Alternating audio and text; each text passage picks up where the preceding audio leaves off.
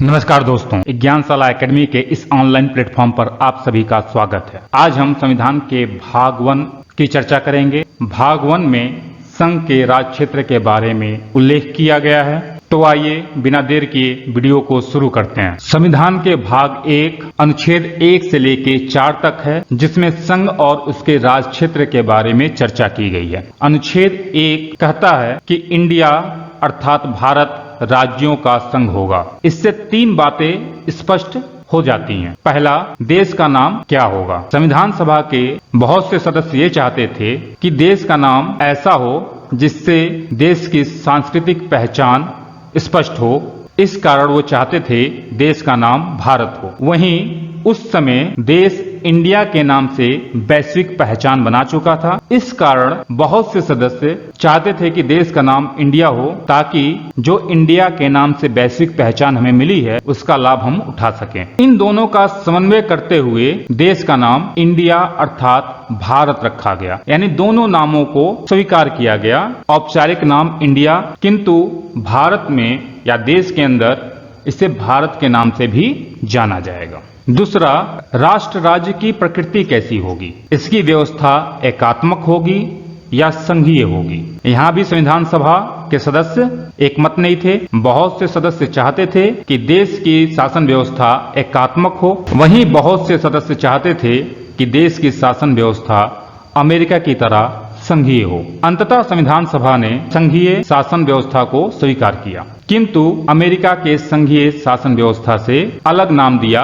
America में संघ के लिए फेडरेशन शब्द का यूज किया गया है, जबकि हमारे संविधान में यूनियन शब्द का प्रयोग किया गया है। ऐसा 2 कारणों से किया गया है। पहला, जो भारत का संघ था, जो भारत संघ बन रहा था, वो राज्यों के बीच समझौते का परिणाम नहीं था, जैसा कि अमेरिका में हुआ था। अमेरिका में जब संघ बना था तो राज्यों ने एक समझौता करके यूएसए को बनाया था, लेकिन इंडिया के संदर्भ में राज्यों का अपना कोई अलग अस्तित्व नहीं था। ऐतिहासिक रूप से राज्यों को शासनिक सुविधा के दृष्टि से बनाया गया था। दूसरा, राज्यों को संघ से अलग होने का अधिकार भी नहीं था। इस कारण इसके लिए फेडरेशन शब्द का यूज ना करके यूनियन शब्द का यूज किया गया है। हिंदी में फेडरेशन और यूनियन दोनों शब्द का अनुवाद संघ ही है। तीसरा, इस अनुच्छेद से देश के राज क्षेत्र के बारे में मालूम चलता है कि देश का राज क्षेत्र क्या होगा, देश की सीमाएं क्या होंगी। इसे अनुच्छेद 1(3) में स्पष्ट किया गया है। अनुच्छेद 1(3) के अनुसार भारत के राज क्षेत्र में राज्यों के राज क्षेत्र जैसे यूपी का राज क्षेत्र, बिहार का राज क्षेत्र, हरियाणा का राज क्षेत्र, पंजाब का राज क्षेत्र। दूसरा, केंद्र शासित प्रदेश जैसे चंडीगढ़, दिल्ली, अंडमान एवं निकोबार, लक्षद्वीप तथा ऐसे अन्य क्षेत्र जिसे अर्जित किया जाए। हमने जैसे सिक्किम को जब आजाद हुआ था भारत, उस समय सिक्किम भारत का हिस्सा नहीं हुआ करता था। सिक्किम बहुत बाद में भारत का हिस्सा हुआ, वो हमारा अर्जित क्षेत्र था।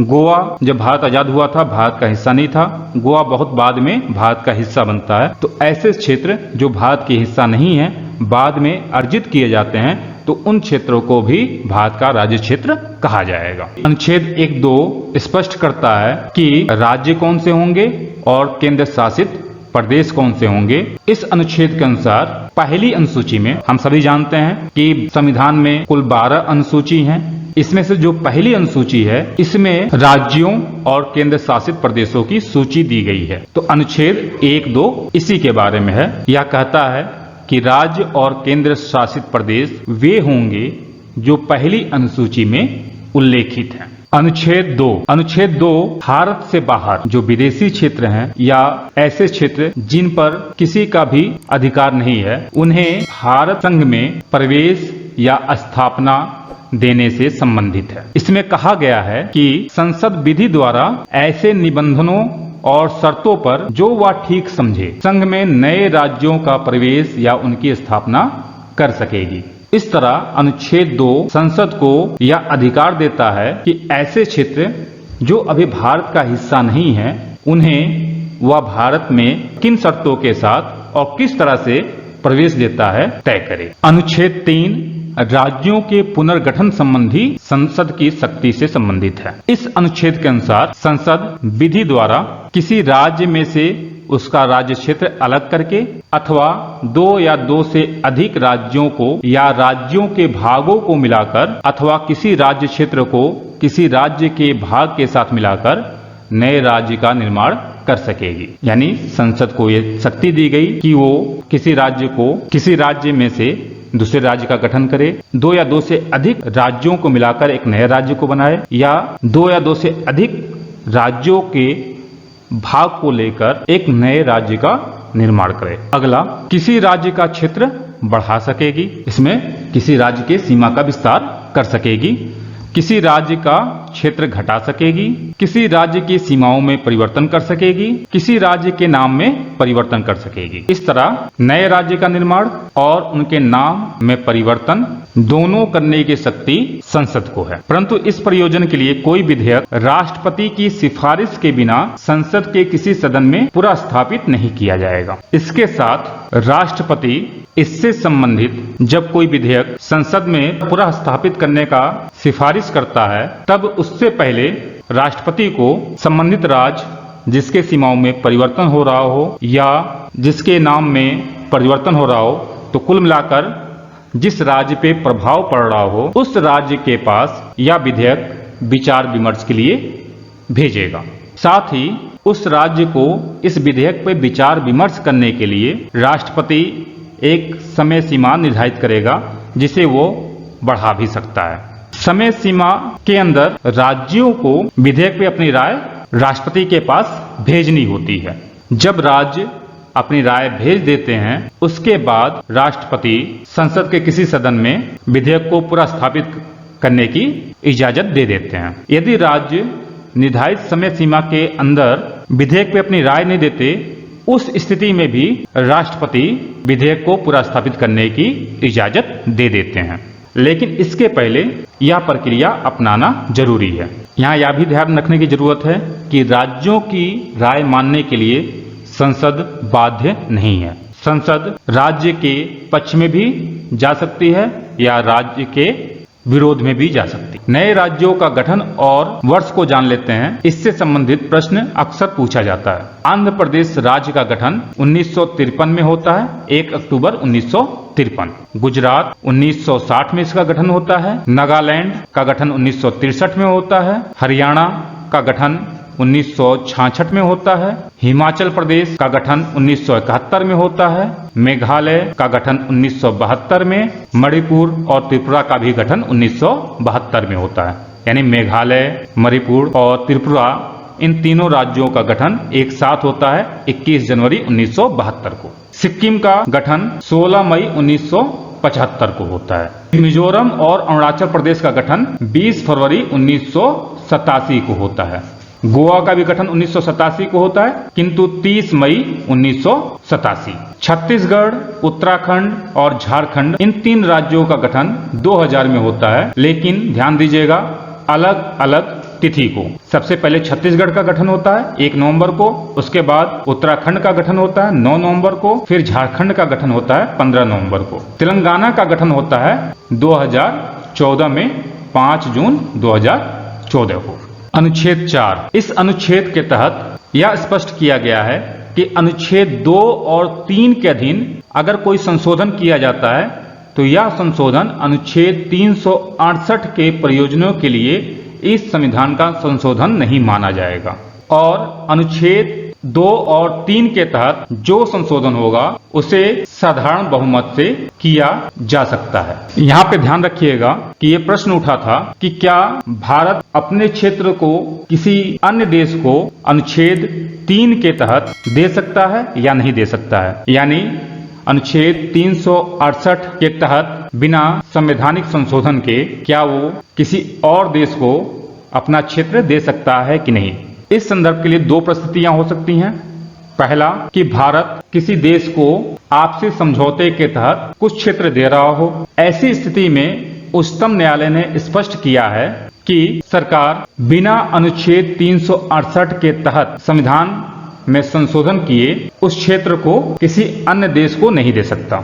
दूसरी स्थिति ये हो सकती है कि हमारी सीमाओं का विवाद हो किसी अन्य देश के साथ या अन्य देशों के समूह के साथ, और सभी देश किसी अंतर्राष्ट्रीय न्यायाधिकरण को इस मामले को सुलझाने की जिम्मेदारी दे देते हैं। ऐसी स्थिति में अनुच्छेद 368 के तहत संविधान का संशोधन करने की आवश्यकता नहीं है।